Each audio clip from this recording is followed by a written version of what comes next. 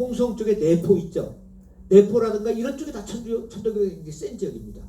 그리고 이제 증산교 쪽은 이제 그 조금 뒤쪽식인데 이분들이 이제 그 동학 쪽에서 한 갈래. 그리고 이제 그 또 보청교라든가 등등 이렇게 해서 정읍이라든가 이런 쪽에 쭉 굉장히 이제 민족운동을 많이 했는데 천도교라든가 이런 쪽은 독립운동으로 많이 인정을 하는데 증산교라든가 이런 쪽 그러니까 동학 쪽에 분파가 굉장히 많거든요. 그런 종파를 민중식이 세니까 일본 애들이 뭐라 그랬냐면은 이 동학 계열의 이런 증산교나 등등 이런 쪽은 뭐냐 유사 종교고 사이비 종교다 이런 식으로 이제 했어요. 그래가지고 이제 한동안은 굉장히 좀 비판적으로 보다가 우리나라 학계에서 지금은 그 종교를 일본 애들이 사이비 종교라고 해서 아주 그 사이비로 아주 부정적인 시각을 최근에 학계에서는 그거를 민중 종교 또는 민족 종교라고 했다가 지금 현재는 새로운 신자에서 신종교라고 해서 최근에 있어서는 굉장히 긍정적으로 평가하면서 증산교라든가 이런 쪽의 독립운동을 학계나 독립유공자 포상할 때 인정을 거의 해주는 그러나 케이스 바이 케이스로 그런 식으로 다만 지금 현재 아산만 쪽을 중심으로 해서 그 남쪽 지역 해안가 지역 이쪽이 천도교가 굉장히 강했던 곳으로 일반적으로 이야기하고 있고요.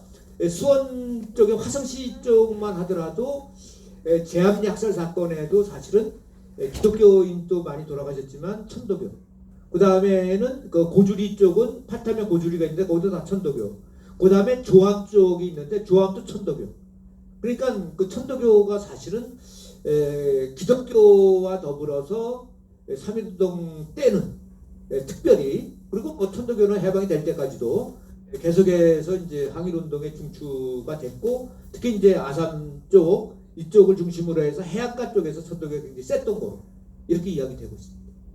네. 혹시 예 저기 말씀하십시오. 네 저쪽에 예.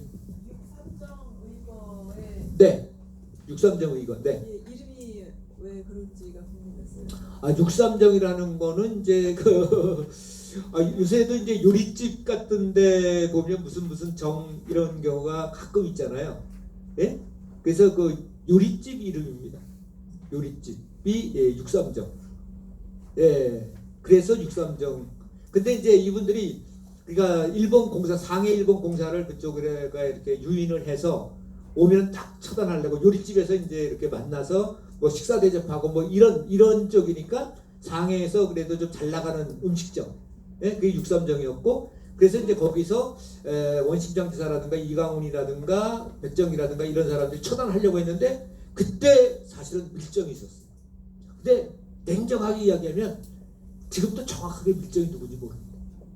그리고 이게 내부적으로 굉장히 조심스러운 이야기인데 독립운동가 가운데 한 사람이 밀정이 아니었겠나 하는 그런 이야기들까지도 뭐 최근에 나온 정보 자료에는 좀 나옵니다. 지금 현재는 이제 그 일본 사람, 그러니까 아나키스트들은요 중국인 상해에서 활동할 때도 중국인, 그 다음에 한국인, 일본인, 대만, 필리핀, 베트남, 예? 이 다양한 민족이 하나의 이념을 통해서 함께 뭉쳐져 있어요.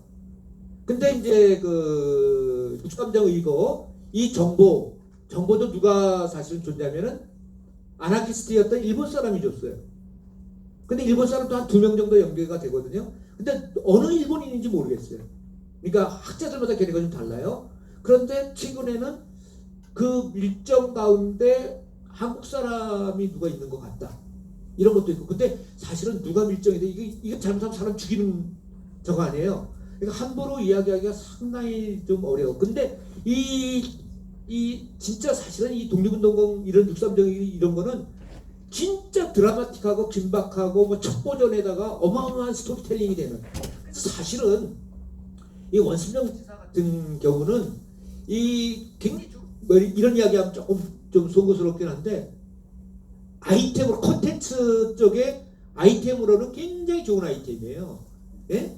예, 근데 이거를 어떻게 드라마틱하게 진짜 온 국민의 그 관심, 그죠? 이렇게 끌 수 있는 그런 건데 안중근보다는 훨씬 더 드라마틱하게 만들 수 있을 것 같아요.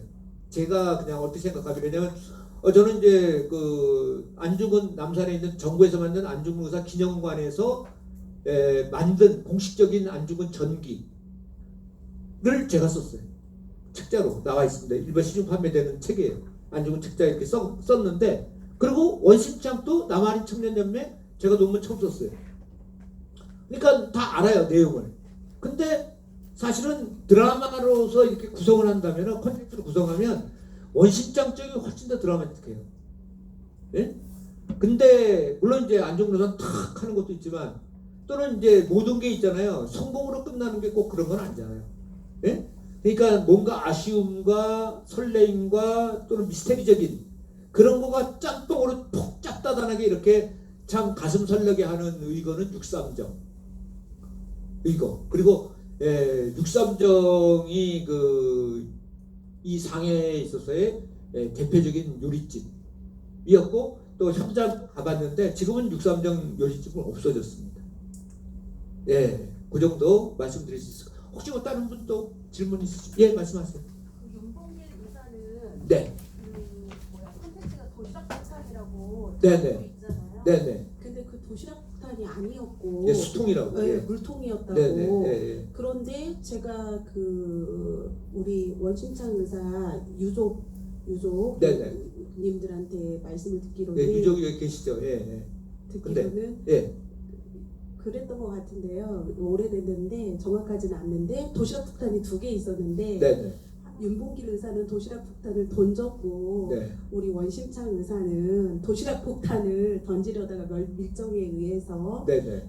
성공하지 못해가지고 많이 네. 안 알려졌다. 네. 이렇게 들으니까 우리 평택의 원심창 의사는 윤봉길 의사급이구나라고 이해가 확 되더라고요. 맞습니다. 그러니까 그 윤봉길하고 원심창 이거 어떻게 보면, 그리고 역사도 이렇게 만들어가야 돼요. 그러니까 그 6.3정 의거라고 요리집을 지금 갖다 붙여놨잖아요.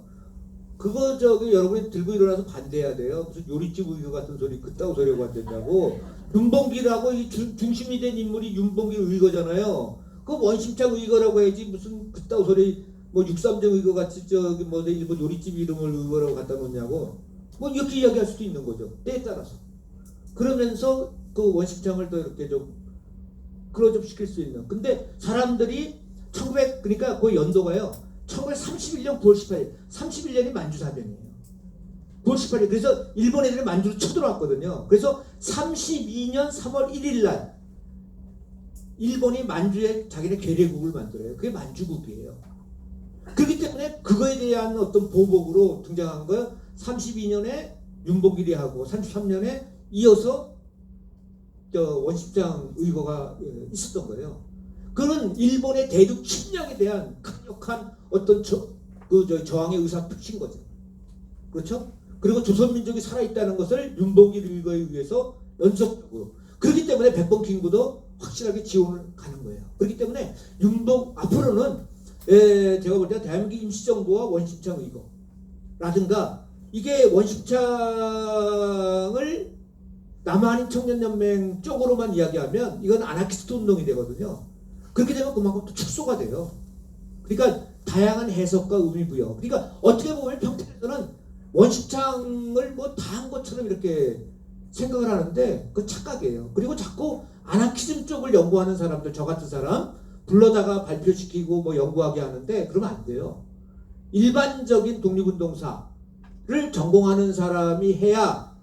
원심창 의사는 단순한 아나키스트가 아니라, 아나키스트 연구하는 사람이 하면 아나키스트로서의 원심창을 자꾸 이야기하잖아요. 그렇잖아요? 한국 독립운동사 또는 세계의 평화운동의 한 축으로서의 원심창, 이렇게 다뤄야죠.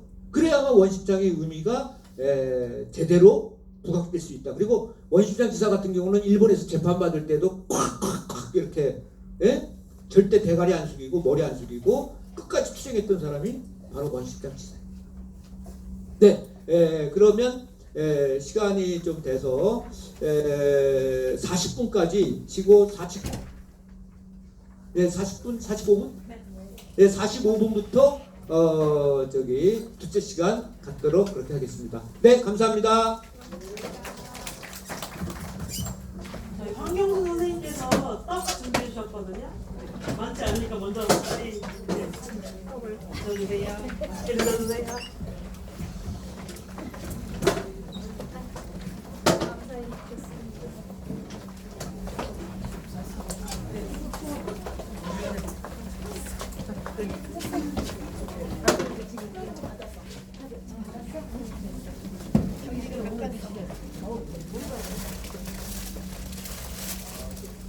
박대리 여기 에어컨 좀 온도 좀 올려요. 안에가 너무